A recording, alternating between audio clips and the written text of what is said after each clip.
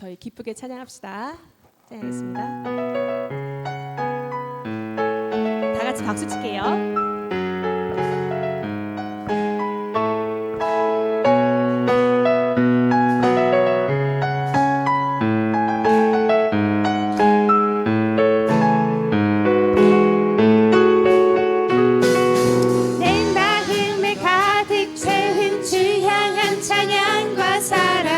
어떻게 표현할 수 있나 수많은 찬양들로 그만 표현할 수 없어 다시 고백합니다 주 사랑해요 온 맘 다하여 말로 다 할 수 없어 주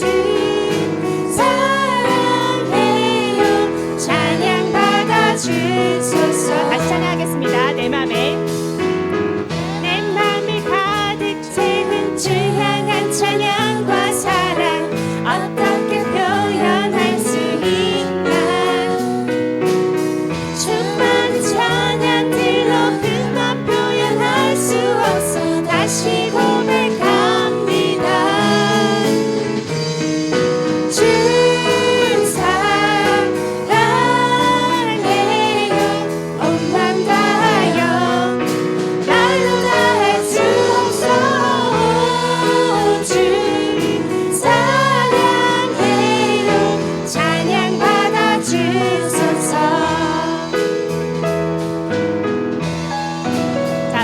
크게 쳐주세요.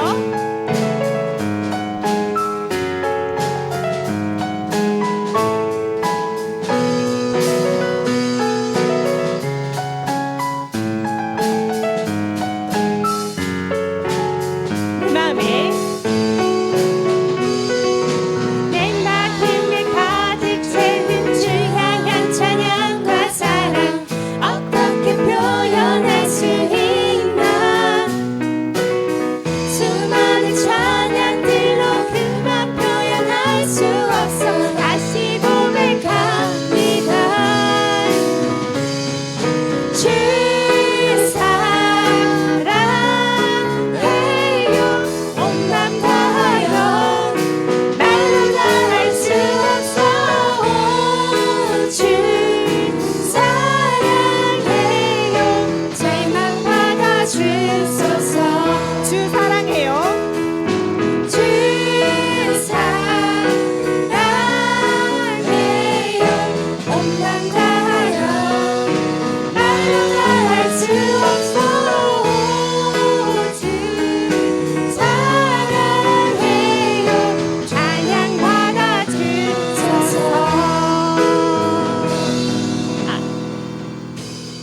아멘. 주의 자녀로 산다는 건 어떤 것일까요? 평안한 삶, 승리하는 삶, 걱정 없는 삶, 복된 삶 맞습니다. 그러나 우리가 생각하는 평안, 승리, 복 이런 거랑은 좀 차이가 있는 것 같아요. 항상 느끼는 거지만 하나님을 깊이 만날수록 하나님은 제게 고난을 허락하시더라고요.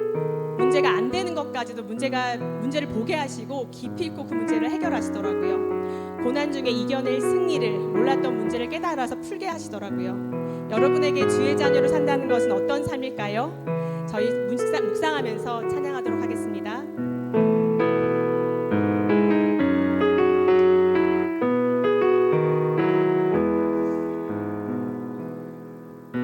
주의 자녀로 산다는 것은 불 가운데로 걸어가는 것 그 속에서 신실하게 날 지키시는 그 손길을 경험하는 것 주의 자녀로 산다는 것은 주의 자녀로 산다는 것은 불 가운데로 걸어가는 것 그 속에서 진실하게 날 지키시는 그 손길을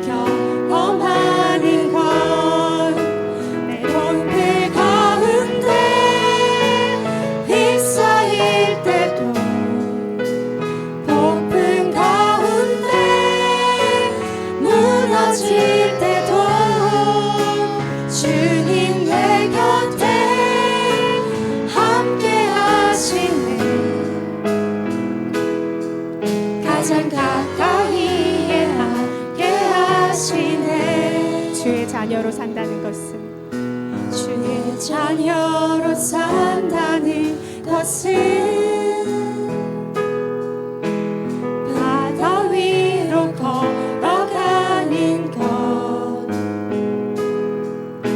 내 온몸을 덮쳐오는 폭풍 속에서 잠잠히 주 바라보는 것 때론 불 가운데 휩싸일 때도 폭풍 가운데 무너질 때도 주님 내 곁에 함께 하시네 가장 가까이에 함께 하시네 주의 자녀로 산다는 것은 주의 자녀로 산다는 것은 나도 그들을 용납하는 것 나를 위해 달리신 십자가 사랑 그 사랑으로 살아가는 것 때론 불 가운데 휩싸일 때도 폭풍 가운데 무너질 때도 주님 내 곁에 함께 하시네 가장 가까이에 함께 하시네 주의 자녀로 산다는 것은 주의 자녀로 산다는 것은 주님과 함께 동행하는 것 주께서 지신 십자가 기꺼이 지고 주와 함께 걸어가는 것 때론 불 가운데 휩싸일 때도 폭풍 가운데 무너질 때도 주님 내 곁에 함께 하시네 가장 가까이에 함께 하시네 때론 불 가운데 때론 불 가운데 휩싸일 때도 폭풍 가운데 무너질 때도 주님 내 곁에 함께 하시네 가장 가까이에 함께 하시네 밤이나 낮이나 밤이나 낮이나 어제나 오늘도 영원히 주만 찬양해 외롭고 슬플 때 낭망하여 넘어져도 언제나 주만 찬양하겠네 밤이나 낮이나 밤이나 낮이나 어제나 오늘도 영원히 주만 찬양해 괴롭고 슬플 때 낭망하여 넘어져도 언제나 주만 찬양하겠네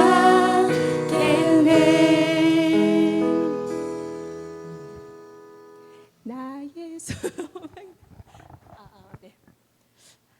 그 임내손 드리겠습니다.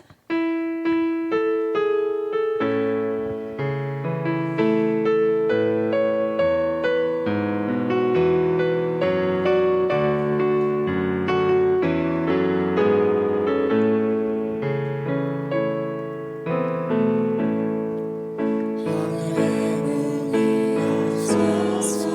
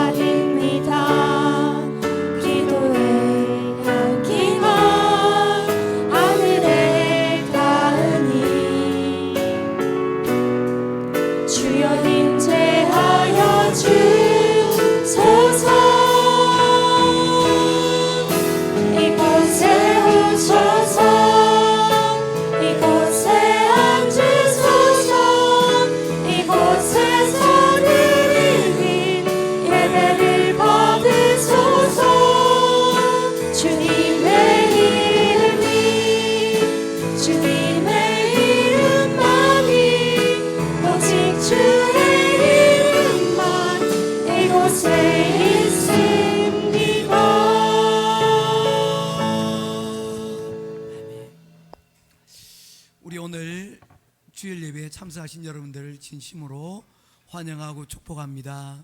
우리 앞뒤로 우리 앉은분들 인사하고 우리 교제하고 시작하겠습니다. 사랑합니다. 축복합니다. 사랑합니다. 축복합니다. 우리 오늘 이 시간 기도할 때에 우리 세 가지 제목을 놓고 기도하며 나아가겠습니다. 먼저 하나님 앞에 기도할 것은 지난 한 주간 하나님께서 우리에게 베풀어 주신 은혜를 다시 한 번 더 깊이 묵상하고 감사하며 주님 앞에 나아가기를 원합니다. 감사를 잊은 자는 하나님 앞에 예배를 드릴 수가 없습니다. 그래서 감사로 하나님 앞에 나오라고 말씀하고 감사로 예배를 드리라고 말씀을 하고 있는 것입니다. 오늘 지난 한 주간에 감사가 우리 가운데 기억나고 그 기억을 붙잡고 예배 자리로 나아가는 저와 여러분 되길 바랍니다. 두 번째, 우리가 기도할 때 지난 한 주간 우리의 잘못과 우리의 실수들, 실패들 오늘 이 시간 하나님 앞에 용서를 구하고 하나님 앞에 다시 새로운 출발이 이루어질 수 있도록 하나님 먼저 우리의 지난 허물을 용서해 주옵소서. 하나님 앞에 기도하며 나아가도록 하겠습니다.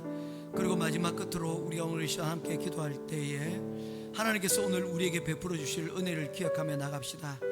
우리의 지난 시간들 가운데 아픔들이 있습니다. 위로받지 못한 우리의 마음이 있습니다.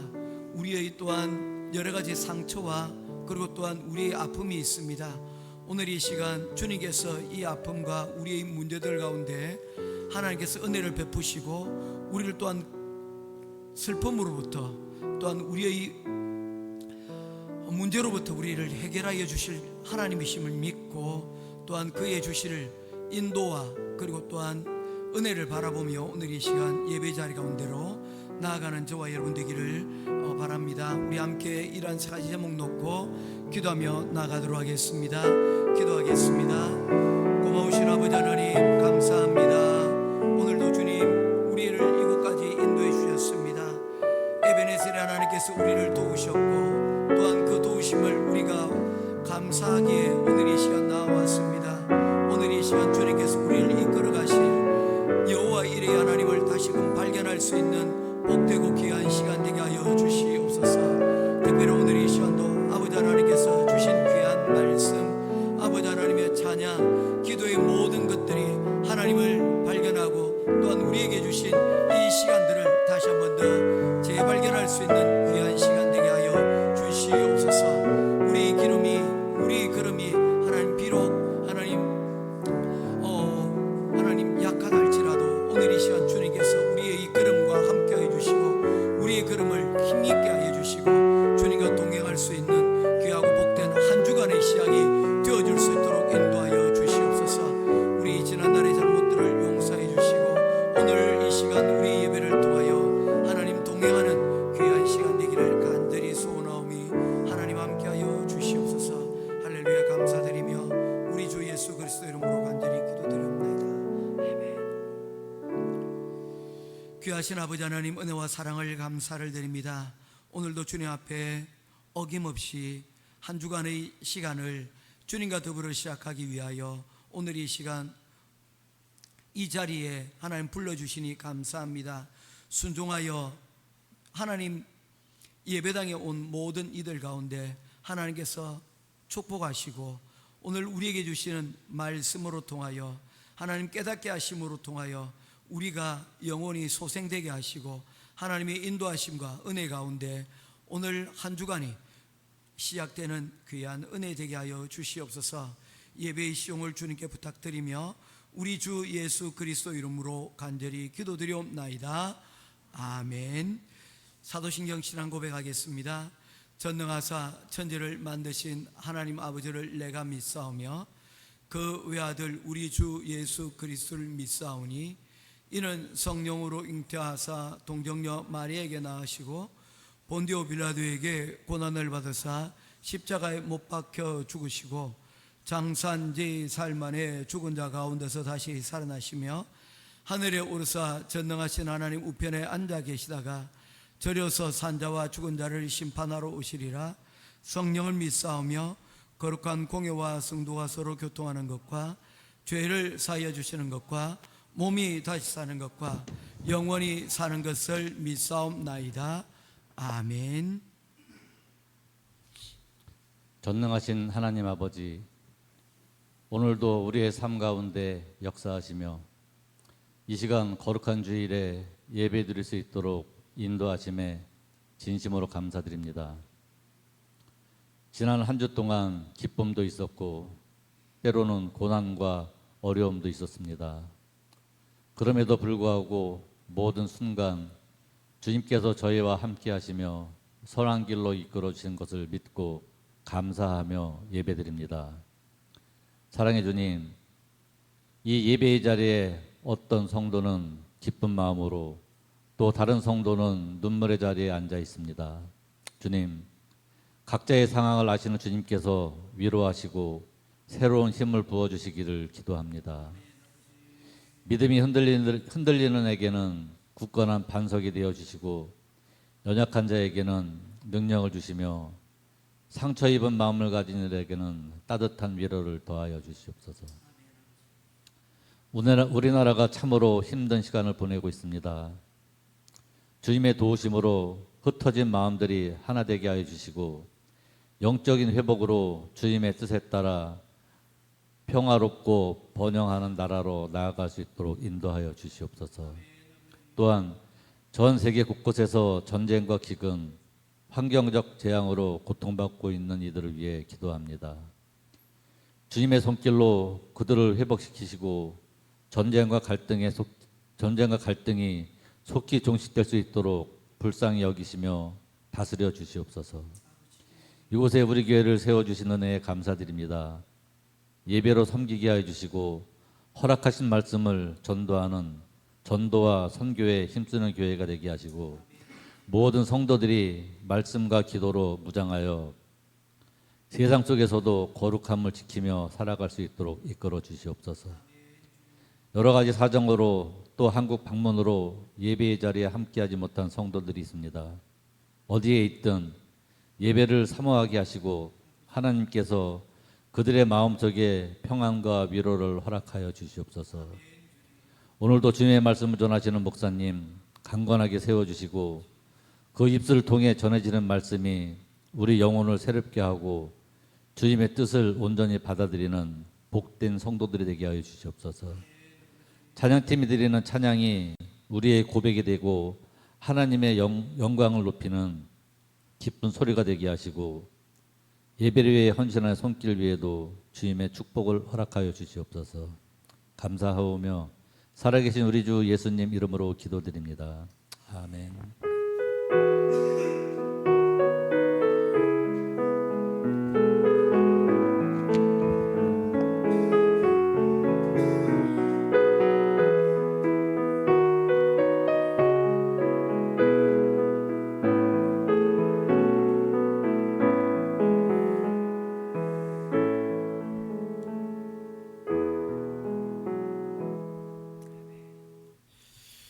찾으실 하나님의 말씀은 느헤미야서 제9장 1절부터 8절 말씀입니다.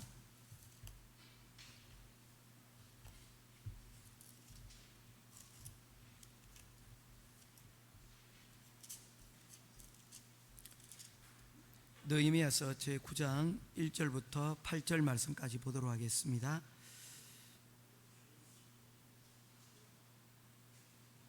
한 절씩 말씀 교독하며 보겠습니다. 그달 29날에 이스라엘 자손이 다 모여 금식하며 굵은 베옷을 입고 티끌을 무릅쓰고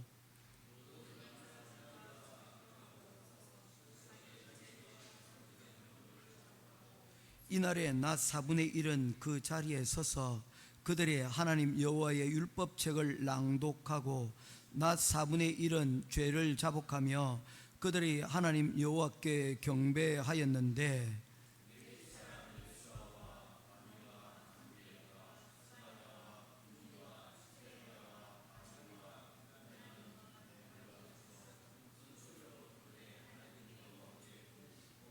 또 레위 사람 예수아와 감미엘과 바니와 하삼느야와 세레바와 호디야와 스바냐와 부다히아는 이르기를 너희 무리는 마땅히 일어나 영원부터 영원까지 계신 너희 하나님 여호와를 송축할지어다.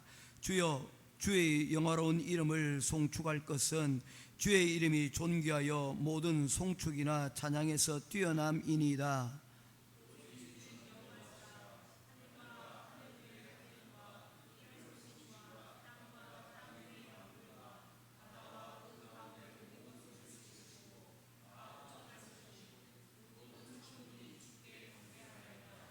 주는 하나님 여호와시라. 옛적에 아브라함을 택하시고 갈대아 우르에서 인도하여 내시고 아브라함이라는 이름을 주시고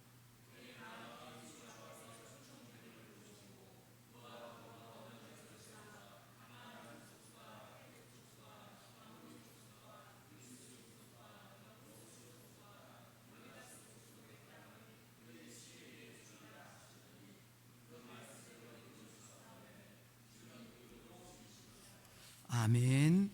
우리 찬송가 411장 찬송 들으시고 준비하신 예물 봉헌하도록 하겠습니다.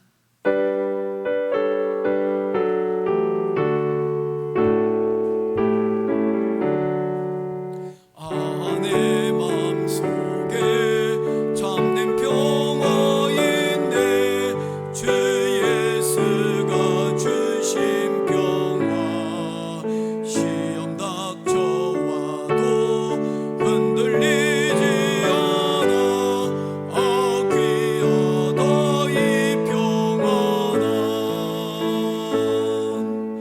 주가 항상 계셔 내 맘속에.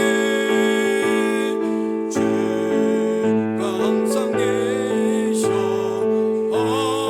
기쁘다. 주 나의 맘에 계셔 위로하시네. 어찌 내가 주를 떠나 살까. 이 귀한 평화 내가 받고 보니 내 슬픔이 사라지고 마음의 기쁨 넘쳐 주를 찬양하네. 이 평화의 임금 예수. 주가 항상 계셔 내 맘속에.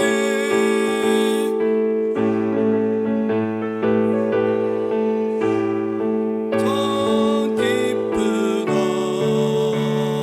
주 나의 맘에 계셔 위로하시네.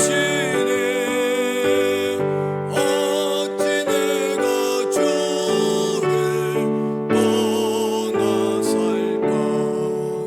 주 날개 아래 내가 사는 동안 이 보배를 빛내리라. 기쁜 그날이 와 주를 만나 뵐 때 그 평화 영원하리. 주가 항상 계셔 내 맘속에.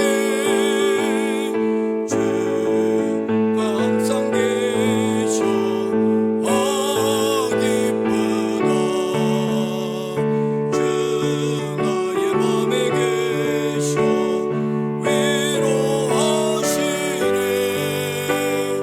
어찌 내가 주를 떠나 살까. 아멘. 감사한 것이 많았던 하루 주심에 감사합니다. 인형이 오늘은 감사 제목이 하나밖에 없습니다.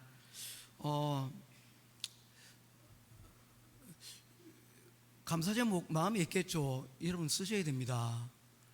우리 예배 드릴 때도 앞자리로 앉기를 여러분들이 조금 더 사모하시고, 그리고 또 앞자리로 나오셔야 됩니다. 이런 부분들이 우리 신앙생활에 별것 아닌 것 같지만 이 부분들이 우리 신앙생활에 실제로 자그마한 것들이 바꾸는 것들이 많이 있습니다. 그래서 우리 뭔가 변화를 바꾸고 뭔가 생활 삶 가운데 하나님의 특별한 인도하심이 있기를 원한다면 우리 삶 가운데서 자그마한 것부터 우리가 좀 바꿀 수 있었으면 좋겠습니다. 기도하겠습니다. 고마우신 아버지 하나님, 은혜와 사랑을 감사를 드립니다. 오늘 주님께서 우리에게 귀한 시간 주시고 또한 감사할 수 있는 기도의 제목들을 우리에게 허락하여 주시니 감사합니다. 하나님, 바라기는 우리 감사의 제목들이 하나님 좀 더 많아지고 범사에라도 감사할 수 있는 우리들이 되기를 원합니다. 하나님, 우리 한 주간이 그냥 예물만 드리고 지나가는 시간 되지 않도록 인도하여 주시고 우리 시간에서 하나님 앞에 깊이 감사하고 또한 더불어 하나님께서 우리에게 인도하심에 대하여 우리가 간구하며 주님 바라며 하나님 앞에 간구하며 나아가는 우리의 시간들이 되게 하여 주시옵소서. 우리 예배를 받으시는 주님, 우리 헌금도 주님 받으시고 우리 각자의 필요한 영역에 따라 하나님께서 부어주시되 하나님, 이 물질로 인하여 어려움 당하거나 시험 당하는 이들이 없도록 인도하여 주시고 이 모든 것을 통하여 하나님 기뻐하시는 그 자리 가운데 나아가는 우리 행복한 교회 모든 성도들 가정가정 되어질 수 있도록 하나님 함께하여 주시옵소서. 우리 모든 것 주님께 올려드리오니 하나님께서 받으시고 필요한 것으로 넉넉하게 채워주실 줄 믿고 우리 주 예수 그리스도 이름으로 간절히 기도드리옵나이다. 아멘.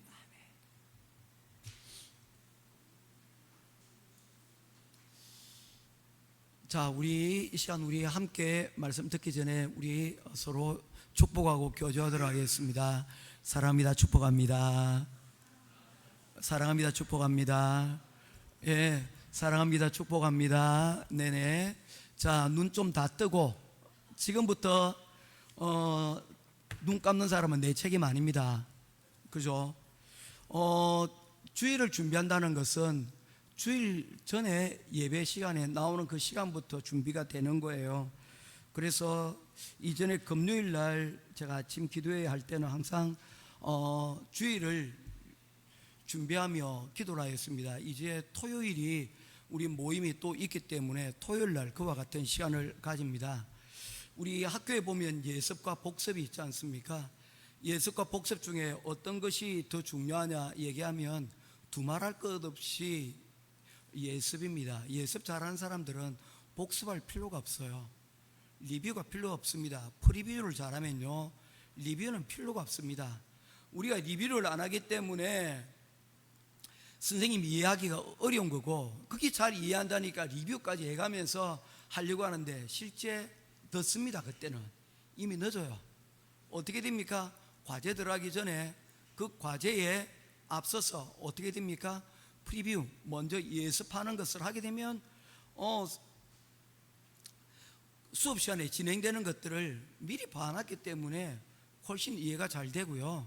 그 과정 가운데서 사실 리뷰는 그냥 다시 한 번 더 보는 그런 시간으로 그냥 되어진다는 거예요. 혹시 내 삶에서 조금 성적을 좀 잘 올리고 싶다라고 하시는 분들은 프리뷰 하는 쪽에다가 마음을 좀 두시면 좋을 것 같아요. 예배도 마찬가지입니다. 예배의 프리뷰는 예배 오기 전에 우리가 어떤 자세로 오늘 예배에 참석하느냐 그 마음가짐이라고 저는 믿습니다. 자, 오늘 지난주에 이어서 계속해서 말씀을 여러분들과 나누기를 원합니다.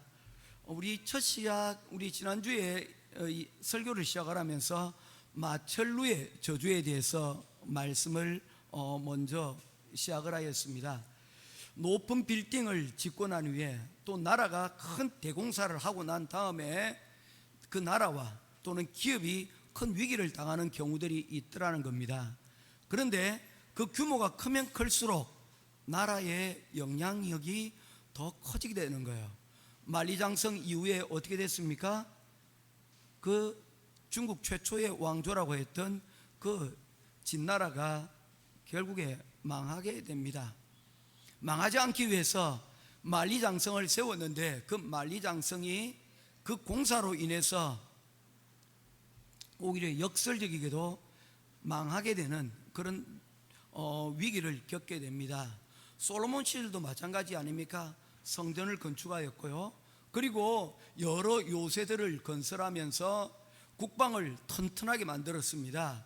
그도 그럴듯이 이 솔로몬 시절에 이스라엘의 영토가 가장 최대로 확장되어진 그러한 상황이었기 때문입니다.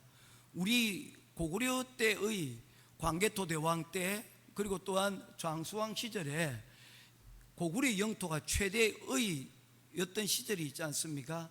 마찬가지입니다. 그러한 때에 이 성벽에 공대한 공사들을 많이 하였고 그리고 여기에 대한 많은 방비를 하게 되었는데 오히려 이 역설적이게도 이 솔로몬의 큰 대공사가 이루어지고 난 다음에 이 솔로몬은 나라는 남과 북으로 두로 양분이 되어진 것입니다. 기업들도 똑같습니다. 큰 대공사들이 일어나게 되어지면요, 경제라는 것이 언제까지나 여러분 우상향으로만 올라가지는 않습니다. 전반적인 그래프를 보게 되면 우상향으로 간다 할지라도 그곳 가운데 부침이 있게 되어지는데 그 부침은 반드시 바로 그와 같은 방심에서 이제 모든 것을 다 이루었다라고 하는 그러한 교만에서 여러분 그 부침이 시작이 되어진다는 것입니다. 느헤미야도 그런 것을 보게 될 때 위기라고 볼 수가 있습니다. 그들은 52일 만에 10수년 동안 하지 못했던 이 성벽 공사를 많은 방해에도 불구하고 그들이 이 성벽 공사를 완성해 내었습니다. 그래서 사람들이 이야기합니다. 기적이라고. 기적과 같은 일이 일어났으니 여러분 그 다음에 이 사람들이 여러분 생각할 것은 무엇입니까? 이 기적에 도취될 만합니다. 이 기적에 흠뻑 빠져들 수 있습니다. 그런데 그렇지 않았다는 것입니다. 우리가 느헤미야를 크게 두 개로 나눌 때 1장부터 7장까지 그리고 8장부터 뒷장까지 연결되어 준다고 하지 않습니까? 이미 6장의 공사는 끝이 났고 그리고 7장에서 이 공사에 관련되어진 사람들을 수고를 지하고 그리고 또한 그 이야기를 하는 것으로 끝이 나야 됩니다. 그런데 8장으로 이어지는 이유가 무엇입니까? 8장에 뭔가 이 성벽은 완성이 되었지만 빠진 것이 있다라고 생각하는 사람들이 있었기 때문입니다. 그래서 8장의 말씀에 보게 되어지면 백성들이 자발적으로 수문 앞에 모였다라고 말씀을 하고 있습니다. 느헤미야 6장 15절에 성벽이 완성된 날은 6월 25일입니다. 그로부터 일주일이 지난 그 시간에도 그들은 집으로 돌아가지 않았다는 것입니다. 성벽의 공사가 다 끝이 났으면 이제 새로운 일자리를 위하여서 움직이고 돌아가야 되는데 그들이 그곳 가운데서 움직이지 않고 그곳에서 서로 모여들기 시작을 하였다는 것입니다. 자발적으로 모여들었습니다. 그들은 그 자발적으로 모여진 그 자리에서 그들은 학사 에스라에게 하나님의 말씀을 들려달라고 요구를 하였습니다. 그들은 성벽을 완성했지만 더 중요한 것이 그들에게 남겨져 있다는 것을 알게 되었기 때문입니다. 그것은 성벽을 건설한 이유를 그들이 알았기 때문입니다. 이 성벽이 건설되어진 이유가 뭡니까? 하나님의 앞에 그들이 예배를 회복하기 위한 것이 아닙니까? 그래서 그들은 이 하나님의 이 성벽이 완성되어진 그 자리에서 이 하나님의 말씀에 대한 목마름과 갈증이 있어 이 말씀이 이 성벽이 완성된 자리에서 그들은 듣기를 원했던 것입니다. 그래서 7월 1일 날 한 해를 시작하는 그 나팔절 절기 첫날에 그들이 숨납 광장에 모두 모여서 새벽부터 정오까지 6시간 동안 이 하나님의 말씀을 온전히 듣게 되었습니다. 임시적으로 나무 강단이 세워졌고 그리고 그곳에서 단지 에스라가 준비된 말씀을 읽고 낭독을 하였는데 그 말씀을 들었던 많은 사람들이 그 말씀을 깨닫게 되고 그 깨달은 것들이 여러분 그들의 머리가 아닌 그들의 마음을 그들의 심장을 적시고 그들의 심장을 여러분 움직였다는 것입니다. 말씀이 들리면 여러분, 들리는 그 말씀은 우리를 하여금 뭐하게 만듭니까? 우리를 깨어나게 만듭니다. 그래서 깨닫게 된다는 것이죠. 그런데 이 깨달은 것이 우리의 마음을 움직이고 우리가 결단을 하는 자리까지로 여러분 나아가는 이 거리는 50cm에 불과하지만 이 50cm의 이 거리가 우리의 역사를 바꾸게 되어진다는 것입니다. 머리로 말씀을 듣고 머리를 깨닫게 되어지면 그 다음에는 어떻게 된답니까? 마음으로 감동을 받는 자리 가운데로 나아가야 된다는 것입니다. 이것이 가깝고도 가장 먼 50cm의 여정이라는 것입니다. 모쪼록 저와 여러분들은 말씀을 듣는 중에 깨닫는 것으로 끝나는 것이 아니라, 머리를 만족하는 것으로 끝나는 것이 아니라 우리의 마음을 움직이고 우리의 마음이 감동을 받는 자리까지 나아가는 바로 이 느헤미야 시대에 또 하나의 기적이 저와 여러분의 기적이 될 수 있기를 주님의 이름으로 축원드립니다. 말씀을 들으면요, 여러분 어떤 일들이 일어나게 되느냐 하면, 오늘 말씀을 보게 되니까 에스라와 느헤미야는 모든 백성이 이 말씀을 듣고 그들의 마음이 움직여 눈물을 흘리는 자리까지로 나아가게 되는 것을 볼 수가 있습니다. 이처럼 말씀은 우리의 머리와 뿐만 아니라 마음도 감동하여 주게 되는데, 이 마음이 감동되어지고 난 이후에 그들이 다음을 한 가지를 여러분 발견하게 되어집니다. 그것은 계속해서 말씀을 듣는 가운데 그들이 초막절이라고 하는 그 절기를 그들이 발견하게 되었습니다. 초막절은 매년 7월 15일부터 7일간 지키는 절기입니다. 이 절기날은요 뭐 하느냐면, 출애굽받은 때에 이스라엘 민족이 광야에서 떠돌면서 집을 짓고 살 수가 없었기에 그곳에서 임시로 된 천막을 만들었습니다. 이 천막을 가리켜서 터버너클이라고 이야기를 합니다. 이 터버너클이라는 것은요 그냥 간단하게 지어진 천막이 아니고 그래도 몇 날 며칠 동안 머물 수 있을 정도로 단단하게 지어진 그러한 임시 거주지를 이 터버너클이라고 이야기를 합니다. 이 터버너클과 가장 잘 알려진 교회가 한 군데 있습니다. 언젠가 여러분들에게 한번 소개시킬 교회가 있는데, 브루클린 터버너클 처치라고 하는 교회가 있습니다. 터버너클이라고 하면 성막이라고 합니다. 하나님의 법궤가 성전에 놓이기 전에는 이 성막에 놓여져 있었기 때문에 그 성막을 가리켜서 영어로 터버너클이라고 하는 단어를 사용하게 되는데, 브루클린에 이 터버너클이라고 하는 교회가 세워졌습니다. 사실 이 교회는 지금은 규모 있게 세워졌지만 이전에 이 교회는 여러분 교회 형태가 없었습니다. 그 이름 그대로 성막처럼 오늘은 이곳에서 내일은 저곳에서 모레는 여러분 곳에서 예배를 드릴 수밖에, 임시에서 예배를 드릴 수밖에 없었습니다. 왜냐하면 이 예배당이 세워진 것이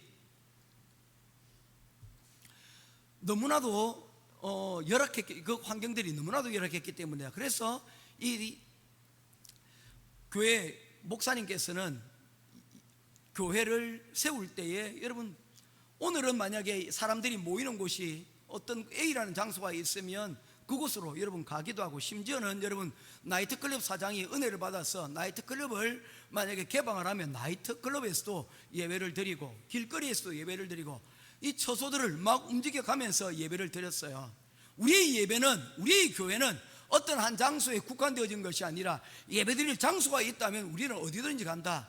그래서 그곳에 예배를 드리는 모든 사람들은 대부분 집이 없는 홈리스들, 그리고 사회로부터 제대로 된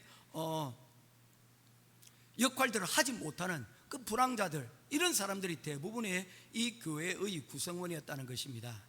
그런데 지금은 이 브루클린 터버너클 교회는 이 찬양단으로 굉장히 유명한 교회가 되었습니다.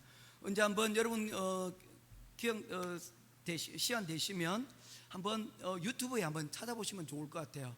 브루클린 터버너클 교회를 찾아보시면 이 교회가 정말 교회 성가대로는 드물게 에미상, 그리미상들을 여러분 시상을 한 교회로 알려져 있습니다.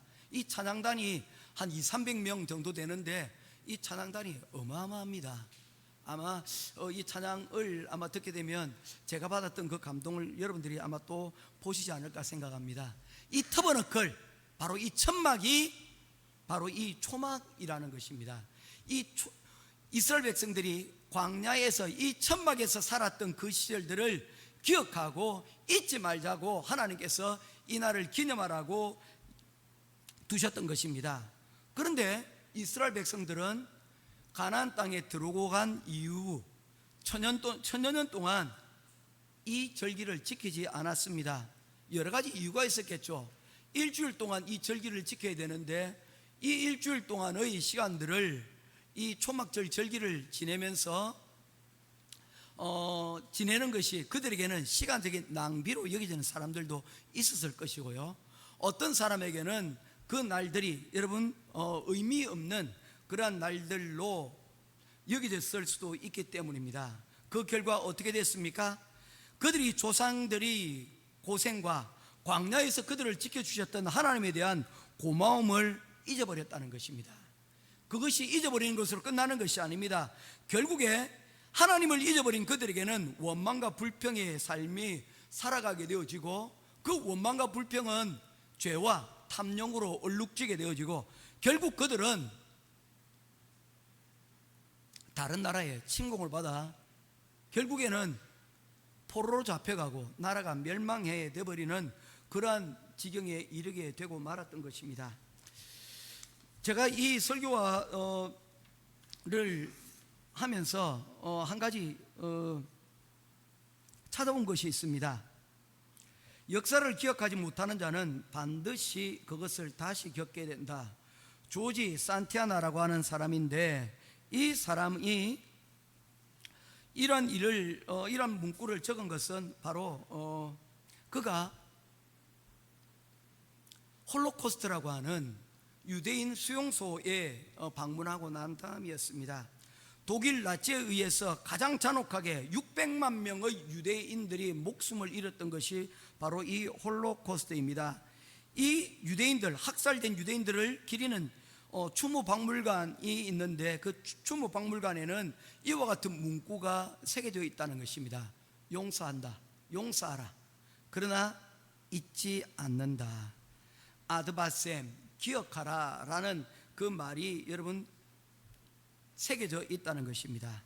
우리 지난 과거 우리 민족에게 잘못한 사람들, 그 사람들을 우리는 용서한다. 그러나 우리가 받았던 그 어려움과 그 수치의 시간들은 우리가 잊지 말아야 된다. 그래서 오늘날 여러분 이 이스라엘이 그 자그마한 우리나라 경상북도 경상남도를 합한 것보다 이 작은 이 나라가 그 주변에 1억도 넘는 그 아랍 민족들의 위협들 가운데서도 든든히 여러분 그 나라를 지켜나가고 있는 것 아닙니까?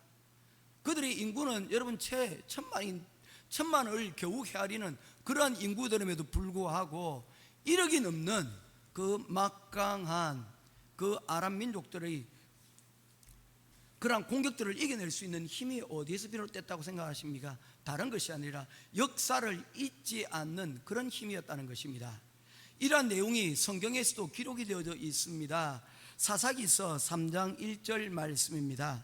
우리 한번 찾아보도록 하겠습니다. 사사기서 3장 1절 말씀입니다.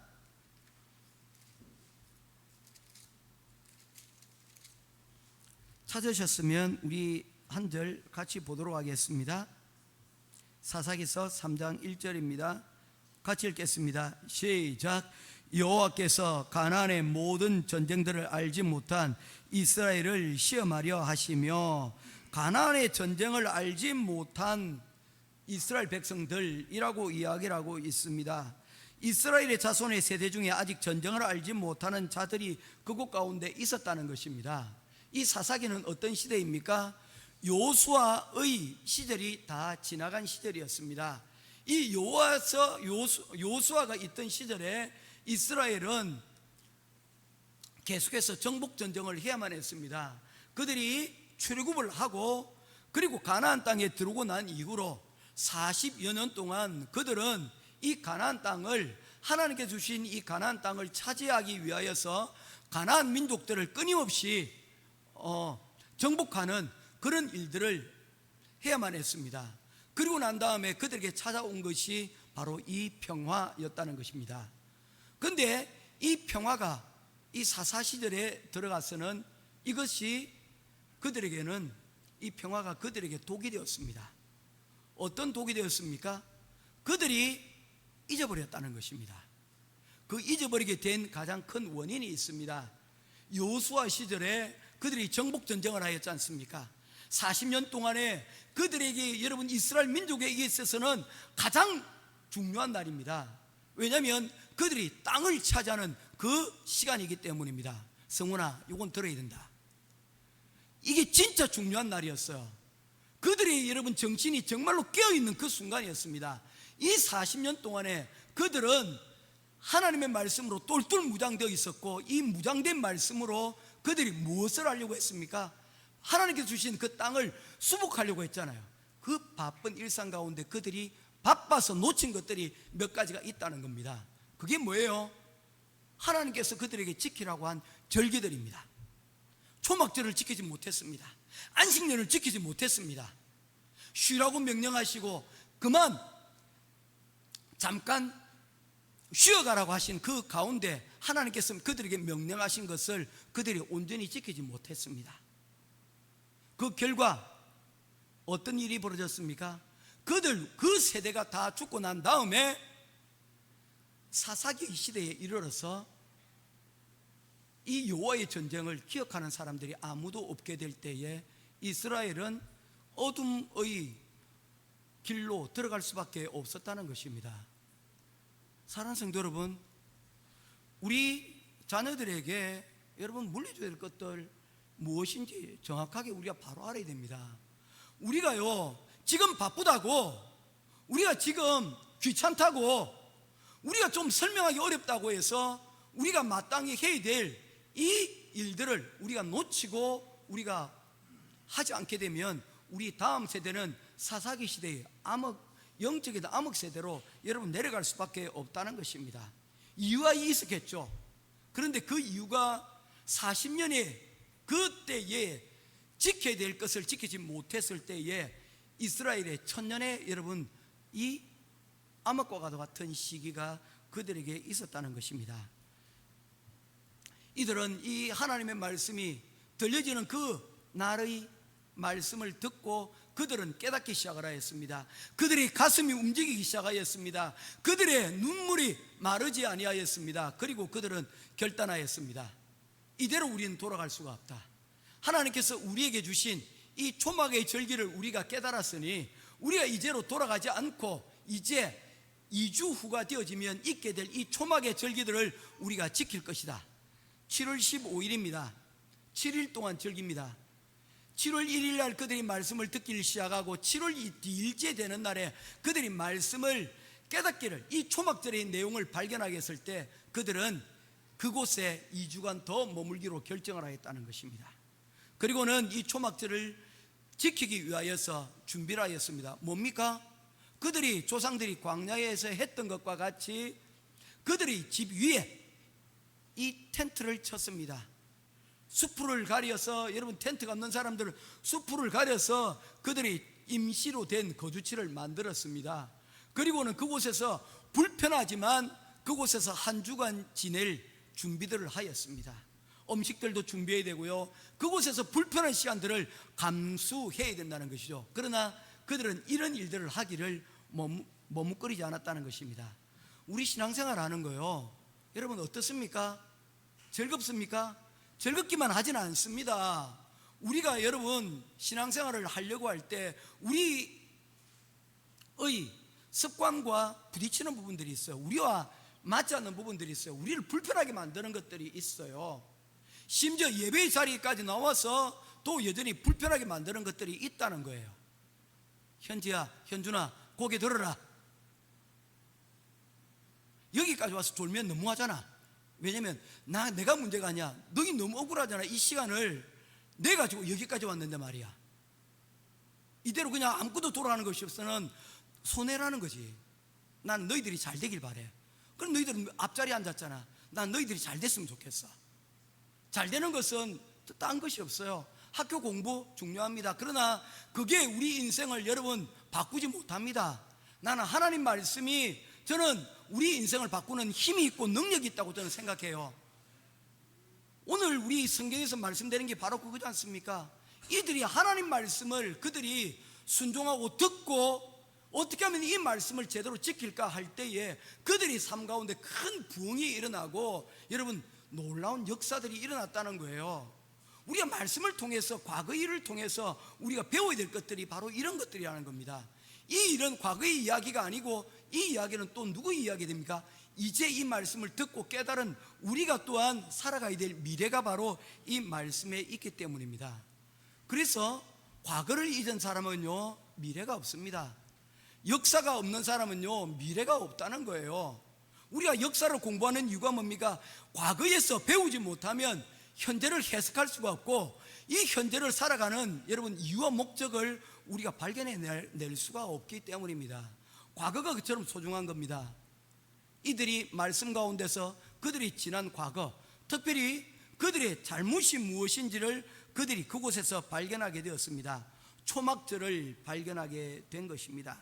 이제 9장 1절로 넘어갑니다. 이러한 초막절 절기가 끝난 24일의 이야기로 오늘 이야기는 시작이 되어집니다. 7월 15일부터 7일 동안 여러분 초막절 절기가 이루어지니까 22일이면 초막절이 끝나고요, 초막절이 끝나는 제8일째는 하나님 앞에 예배를 드리는 그런 예배의 날입니다. 그렇게 되면 23일이 되어지고 이 초막절 절기가 8일 동안에 완전히 끝나고 난 이후에 7월 24일이 되던 그날의 9장 1절이 이제 시작이 되어진다는 것입니다. 그달 29날에 이스라엘 자손이 다 모여 금식하며 굵은 베옷을 입고 티끌을 무릅쓰고, 이제 다 절기도 끝이 났잖아요. 그러면 이제 진짜 끝이 난 겁니다. 그런데 그 절기가 끝나고 난 이후에 그 여운들이 아직 그들에게 남겨져 있었다는 것입니다. 그들의 이야기는 이것으로 끝나는 것이 아니라 계속해서 이어져 가고 있는 것을 우리에게 볼 수가 있습니다. 에스라가 낭독하는 율법의 말씀을 들은 그들은 금식하고 굵은 베옷을 입고 티끌을 뒤집어 썼을 뿐만 아니라 그리고 이방인들과의 관계를 단절하기로 결단을 하였습니다. 2절 말씀 같이 보도록 하겠습니다. 시작. 모든 이방 사람들과 절교하고 서서 자기의 죄와 조상들의 허물을 자복하고. 아멘. 매일 우리가 성경 읽기 큐티를 하고 있습니다. 이렇게 큐티를 하고 또 말씀을 읽는 분들의 공통적인 특징은 뭐냐면요, 매일 회개의 자리로 나아가게 되어진다는 것입니다. 우리의 잘못된 과거가 그 말씀 가운데서 투영이 되어지고 또한 우리가 어떻게 살아가야 될 것인지에 대한 그러한 미래를 우리가 보게 되어진다는 것입니다. 그런데 말씀을 깊이 묵상했는데 그 묵상한 것이 자신을 돌아보지 못하고 또한 회개의 자리로 나아가지 못한다는 것은 그 말씀을 분명히 오해한 것입니다.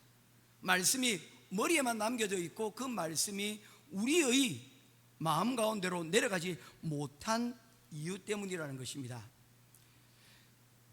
회개한 이스라엘 백성들은 이 절기의 끝에 그동안 우리 조상들이 걸어왔던 그 길을 직접 체험한 그들에게 그들의 지난 시간들의 모습들을 그들이 돌아보는 시간이 되었고, 그들은 자신들의 죄와 그리고 조상들의 잘못을 다시금 회개하지 않을 수가 없었다는 것입니다.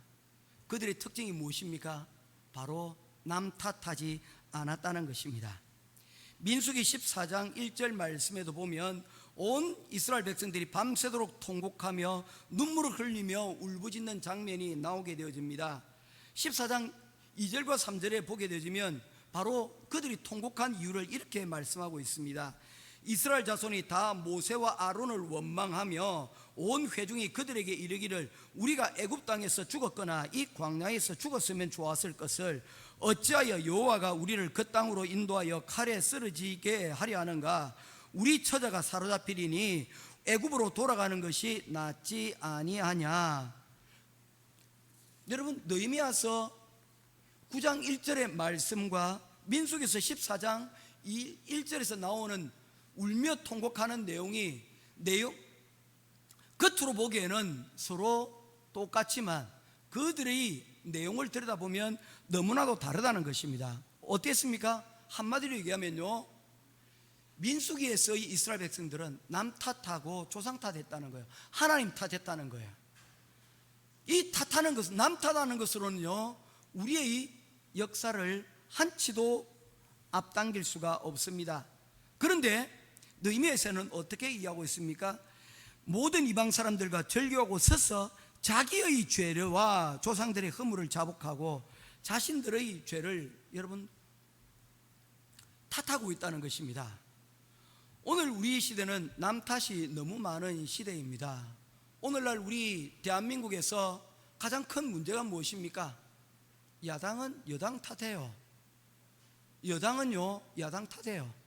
서로 남 탓만 하고 있습니다.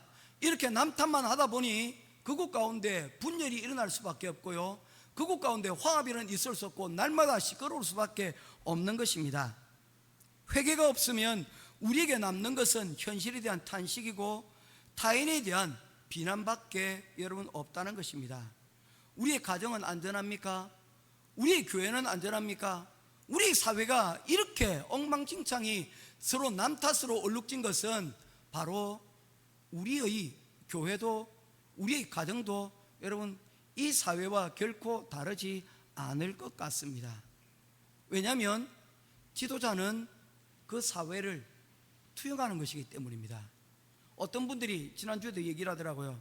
목사님, 탄핵이 인용 안 되면 어떻게 해요? 탄핵이 혹시 인용되면 어떻게 해요? 서로 그렇게 이야기를 하더라고요. 저는 인용이 되든지 인용이 안 되든지 그에 따르는 분명한 하나님의 뜻이 있을 거예요. 바로 우리 시대, 우리의 뽑은 헌법재판관들, 그리고 우리 지도자들 아닙니까? 그 사람들은 바로 우리의 모습을 그대로 투영하기 때문이에요. 그래서 인용이 되든지 인용이 안 되든지 그것이 바로 우리의 지금 사회 현실이에요. 서로 남 탓만 하는 우리의 현실이라는 것입니다. 이 문제를 우리가 어떻게 극복해야 됩니까? 바꿔야 되겠죠.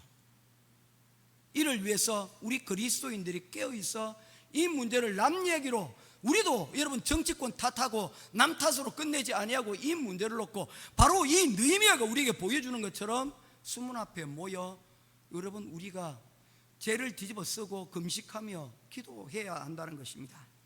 저는 사실 저희들이 이 기도회를 수요일과 토요일 날 우리 기도회를 시작을 하였습니다. 저는 한 5주나 6주 정도 되면 끝이 날 줄 알았어요. 9주가 되었고요, 아직 끝이 안 나서 다음 주 10주차를 가게 되어집니다. 언제까지 우리가 더 기다릴 수 있을지 모르겠지만 다음 주에 난다는 보장도 없을 것 같아요. 언제까지 이 긴장 상태를 연장해야 될지 알 수도 없을 것 같아요. 그러나 이 일이 우리 교회과 다르다 할지라도 우리가 여러분 나라와 민족을 위해서 여러분 참석은 못한다 할지라도 기도하셔야 됩니다. 이 시간 우리가 기도하는 것들을 놓치게 되면 우리가 진짜 중요한 것들을 많이 놓칠 수도 있을 것이라는 생각들을 하기 때문입니다. 이 지금 상황을 보면서 느헤미야와 그의 백성들이 그 수문 앞에서 완성되어진 그 앞에서, 성문 앞에서 그들이 잘못을 놓고 기도를 하였다면 지금 우리가 지금 이러한 나라의 현실을 보면서 기도를 하고 회개될 이유는 너무나도 많을 것입니다. 기도하며 이 어두운 시절, 이 시간에 하나님의 은혜를 밝혀나가는 저와 여러분 될 수 있기를 주님의 이름으로 축원드립니다. 그런데 이 일을 하기 위해서 우리에게 필요한 것이 있습니다. 그냥 기도하는 것은, 그냥 회개해서는 안 된다는 것입니다. 2절 말씀에 보니 모든 이방 사람들과 절교하고 서서라고 이야기를 하였습니다. 창세기 35장 1절 말씀 우리 찾아보도록 하겠습니다. 오늘 이 말씀 보면서 말씀을 정리하려고 그래요. 창세기 35장입니다. 35장 좀 길게 읽을 거예요. 3절까지. 35장 1절 말씀 보도록 하겠습니다. 1절 다 같이 읽겠습니다. 시작. 하나님이 야곱에게 이르시되 일어나 베델로 올라가서 거기 거주하며 내가 내 형 에서의 낯을 피하여 도망하던 때에 내게 나타났던 하나님께 거기서 제단을 쌓으라 하신지라. 아멘. 하나님께서 야곱에게 나타나셨습니다. 야곱이 가나안 땅으로 이제 들어오는 시간이 되었습니다. 그런데 그에게 근심이 있었습니다. 무엇이냐면 그의 형님에 대한 근심이었습니다. 여러 수십 년이 지났지만 여전히 형님은 야곱에게 두려움의 대상이었습니다. 그래서 그 앞으로 나아갈 수가 없었어요. 그래서 야복강에서 그의 가족들과 그의 모든 재산을 앞장서서 보내면서도 그는 이 야복강을 건널 수가 없었습니다. 왜냐하면 형님이, 그의 형 에서가 그를 기다리고 있다는, 많은 군대들과 함께 기다리고 있다는 소식을 그가 전해 들었기 때문입니다. 자칫 죽을 수도 있겠구나. 그래서 이 야복강을 건널 수가 없었습니다. 그럴 때 하나님의 천사가 나타나서 그에게 이 하나님을 믿고 이 야복강을 건너서 가족들과 함께 가라고 말씀을 하십니다. 그런데 갈 수가 없었어요. 왜 그렇습니까? 야곱이었기 때문입니다. 야곱은 어떤 사람입니까? 자신의 계산이 항상 우선되는 사람이에요. 내가 아무리 계산을 해봐도 내가 이곳을 건너가게 되면 형님 손에 내가 무사하지 못할 것이라는 생각을 하였기 때문입니다. 그런데 하나님께서는 천사를 통하여 그의 환도뼈를 치시고 그에게 너는 이제 야곱으로 살지 말고 이스라엘로 살 것을 그에게 명령하고 있습니다. 이스라엘이 뭡니까? 이스, 이기다, 라, 더불어, 엘, 하나님. 하나님과 더불어 이겨야 된다. 이제 세상 계산하지 말고 하나님을 계산하고 하나님만 믿고 그리고 이 야복강을 건너라 라고 말씀합니다. 부상까지 당한 야곱은 하나님의 말씀에 순종하여 야복강을 건너서 들어가게 됩니다. 그러면 어디로 가야 되겠습니까? 그의 아버지가 있는, 그의 형님이 있는 브엘세바로 내려가야 됩니다. 그가 하나님께 이전에 약속했던, 내가 다시 이 땅으로 돌아오게 되면 내가 내 집을 어디에 세우겠다? 루스, 베델, 하나님의 집에 세우겠다라고 그가 이미 약속을 하지 않았습니까? 베델로 돌아가야 됩니다. 그리고 브엘세바로 돌아가야 됩니다. 그런데 그는 그곳으로 돌아가지 않고 세겜으로 그의 거처를 삼게 됩니다. 뭐 때문입니까? 여전히 그에게 불신이 있었기 때문입니다. 여전히 포기하지 못한 것이 그들에게 있었기 때문입니다. 형님과 내가 하나님의 은혜를 받고 형님과 화해는 했지만 언제 이 형님이 변할지를 몰라.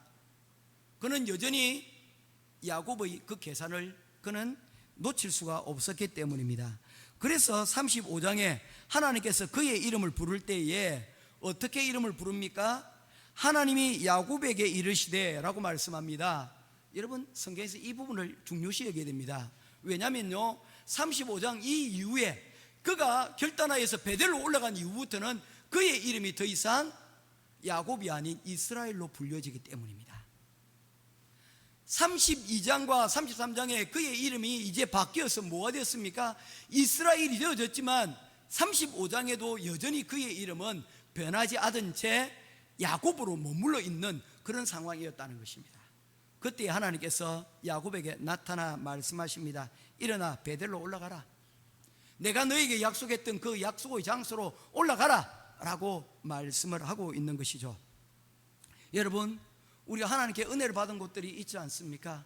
우리의 믿음의 추억의 장소, 내가 말씀의 은혜를 받거나 혹시 기도하여서 응답받았던 그 시간과 장소들이 있지 않습니까? 여러분, 이거 기억해야 됩니다. 이거 남겨야지 우리가 세상에서 그리스도인으로 살아갈 수가 있는 거예요. 이건 놓치면 우리는 하나님과 멀어질 수밖에 없어요. 40년 동안 가나안 전쟁을 치룬다고 바쁘게 살았더니 이 40년 동안에 하나님의 말씀을 멀리한 것이 그들에게 무엇이 되었습니까? 하나님의 절기를 잊은 것이 그들에게 무엇이 되었습니까? 천년의 침묵으로 여러분 그들에게 왔다는 것입니다. 껍데기만 남겨져 있다는 것입니다. 껍데기만 그들은 하나님의 사람이었고 그들은 하나님의 말씀을 순종하지 못하는 그런 자들이었다. 땅은 정복했는데 그 땅에 하나님의 마음을 얻지는 못하였다는 것입니다. 그래서 어떤 사람은 그렇게 이야기를 하기도 해요. 이스라엘 백성들이 70년 동안 포로 생활을 했는데 이 포로 생활에 이 70년이 바로 이스라엘 백성들이 왕정을 세우고 난 다음에 안식년을 지키지 못했던 그 세월 490년 동안에 약 한 7, 80년 동안에 그 안식년과 그리고 희년을 지키지 못한 그 세월을 하나님께서 이 땅에 70년을 강제적으로 안식년을 명하셨다라고 그렇게 해석을 하시는 분들도 계시다는 겁니다. 여러분 그럴듯하지 않습니까?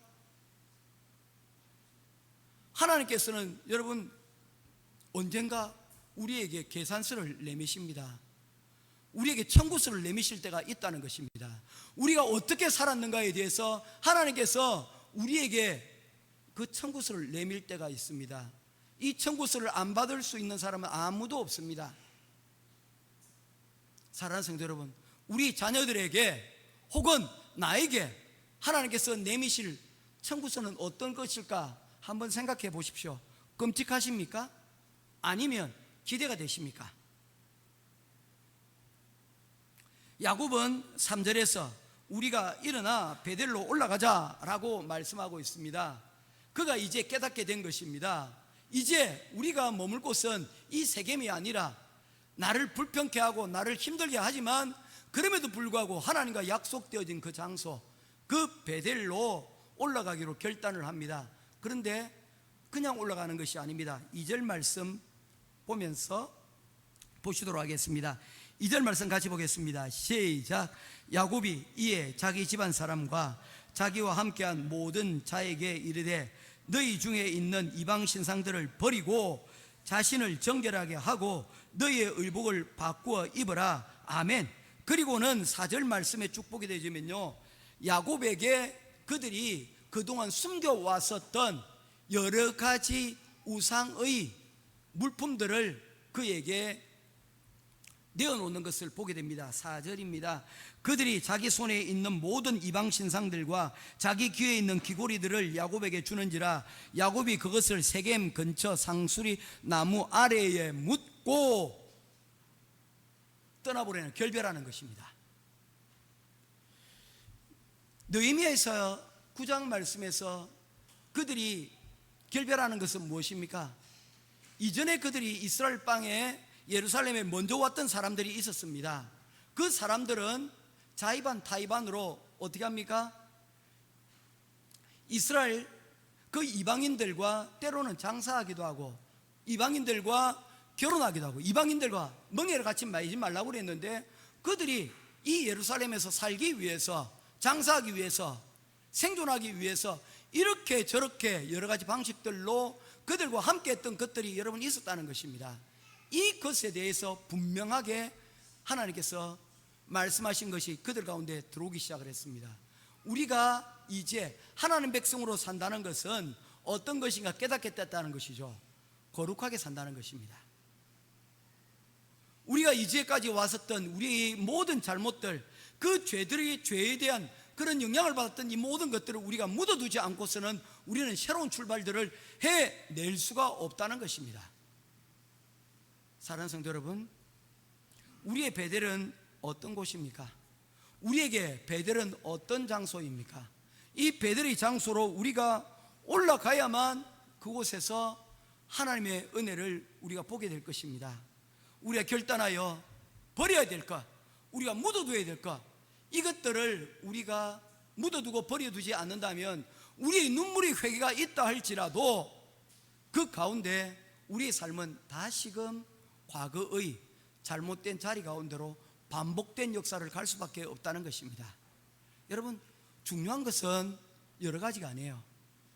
진짜 중요한 것은요, 항상 베스트는요 하나밖에 없습니다. 현영미 집사님, 뭐라고요? 중요한 것은 세상에 딱 한 가지밖에 없어요. 그 한 가지를 오늘 하루 찾아서 그 하나를 하게 되어지면 우리는 어떻게 됩니까? 잘 사는 거예요. 그런데 그 최상의 것을 발견하지 못하니까 어떻게 하는 거예요? 구스를 찾는 거예요. 괜찮은 것들로 여러분 무장하고 그것들로 나를 뭐 하는 겁니까? 포장하고 사는 거예요. 나 괜찮은 사람이야 라고 포장하고 사는 거예요. 우리는 하루에 한 가지밖에, 여러분 어쩌면 하루에 한 번에 한 가지밖에 할 수가 없습니다. 돼지 새끼를 2마리를 한꺼번에 여러분 품에 안고 여러분 다닌다고 생각해 보십시오. 그 2마리 다 놓치게 됩니다. 버둥거리면요, 정말 준비된 사람이 아니면 이 2마리를 한꺼번에 들고 갈 수 있는 사람이 없어요. 특별히 살아있는 돼지라면 말입니다. 하나만이라도 제대로 붙잡고 있어야 됩니다. 그게 여러분 우리 신앙생활이에요. 우리 신앙생활은 다른 게 아닙니다. 진짜 중요한 것, 그 하나 붙잡는 거예요. 오늘 우리 가족에게, 우리 자녀들에게, 우리 교회에게 가장 필요한 것 하나 무엇입니까? 말씀을 붙잡는 거였어요. 이스라엘 백성들이 이 말씀 붙잡으니까 이 말씀을 통해 가지고 여러분 어떤 일이 일어났습니까? 그들 가운데 여러분 감동과 그리고 능력을 그들이 힘있게 됐잖아요. 말씀이 의미하는 건 뭡니까? 다른 것 아니에요. 예배예요. 주일이 됐는데도 예배를 자리 가운데 나아가지 못하고 이 예배의 소중함을 알지 못하면 그곳에는, 하나님이 없는 곳에는 반드시 하나님께서 우리에게 내미시는 청구서가 그곳 가운데 분명히 있다는 것입니다.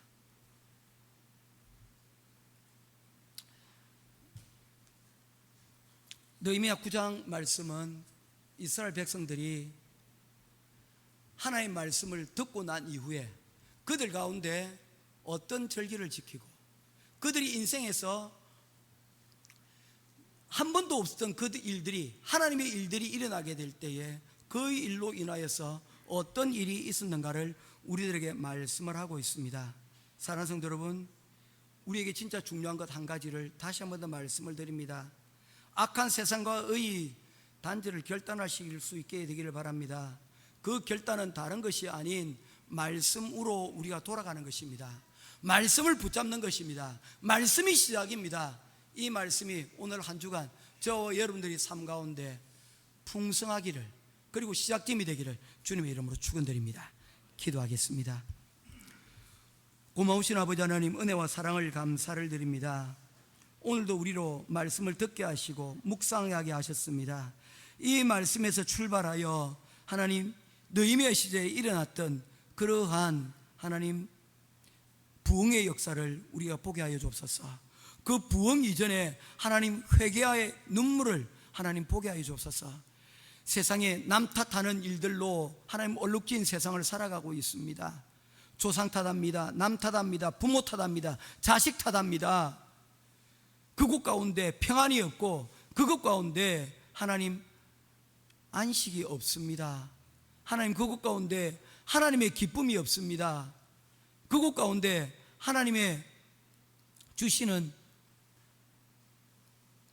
안식이 없습니다. 주님, 오늘 우리가 주일을 보내며 우리에게 주시는 하나님의 안식을 우리가 다시금 갈구하며 나아갑니다. 말씀이 듣게 하시고 듣게 하신 말씀으로 하나님 우리의 마음이 결단되어 하나님 앞에 회개하고 남 탓 아닌 자기 탓하고 또한 이를 회개를 통하여 결단하며 하나님 거룩한 자리 가운데로 나아가 승리하는 한 주를 살아가는 우리 모든 성도들 다 되게 하여 주시를 간절히 소원하오며 우리 주 예수 그리스도 이름으로 간절히 기도드리옵나이다. 아멘. 우리 광고 말씀 몇 가지 드리도록 하겠습니다. 우리 한국 방문하신 분들이 많아요. 우리 주서경제 또 제가 빠뜨렸는데 3월 18일 날 19일이죠. 우리 주서경제도 한국 방문을 하기 위해서 갔습니다. 이제 아기가 곧 이제 태어나게 될 것인데 우리 주석 형제를 위해서 또한 아기를 위해서 태어날 아기를 위해서도 기도해 주시면 감사하겠습니다.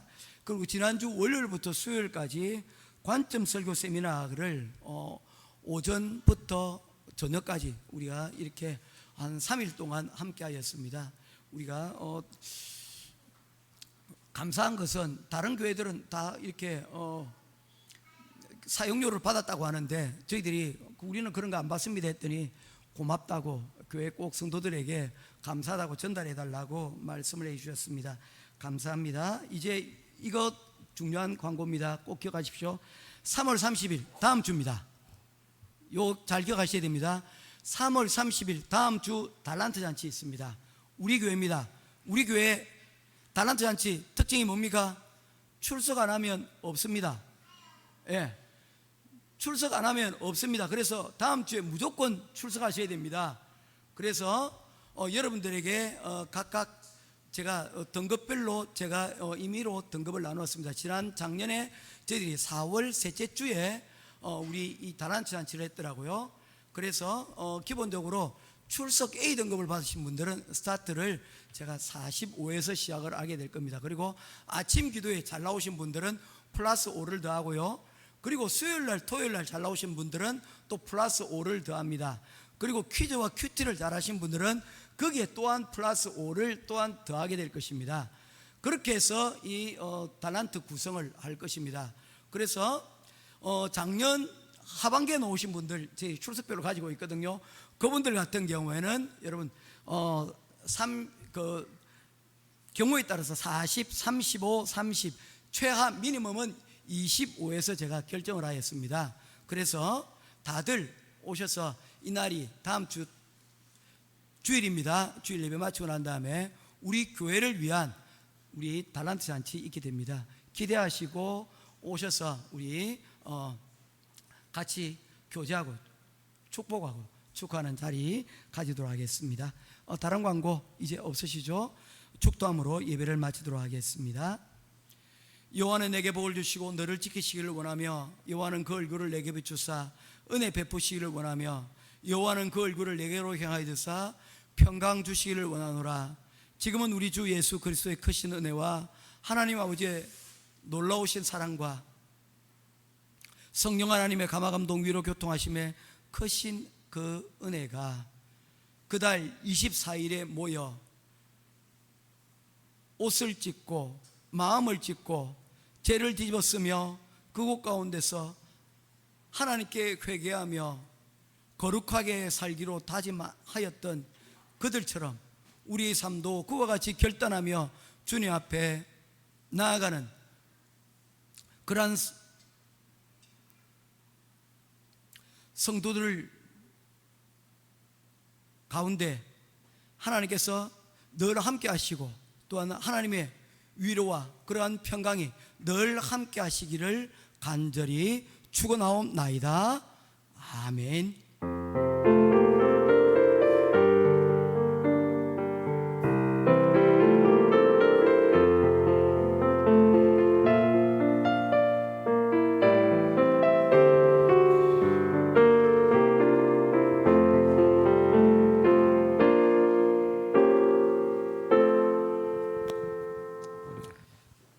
하나님께 영광의 박수 올리며 우리 서로 축복하겠습니다.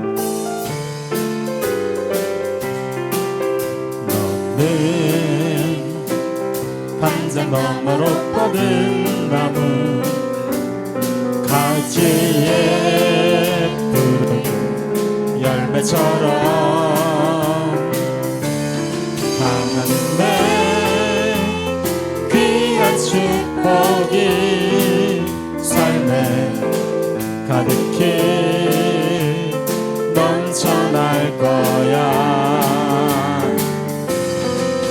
너는 어떤 시련이 와도 능히 이겨낼 강한 팔이 있어. 전능하신 하나님께서 너와 언제나 함께 하시니 주 이름으로 사랑하옵나이다. 축복합니다. 너는 하나님의 사람, 아름다운 하나님의 사람. 나는 널 위해 기도하며 내 길을 축복할 거야. 너는 하나님의 선물, 사랑스런 하나님의 열매, 주의 품에 꽃피운 나무가 되어줘. 아멘. 하나님께 영광의 박수 올려주시다. 아멘.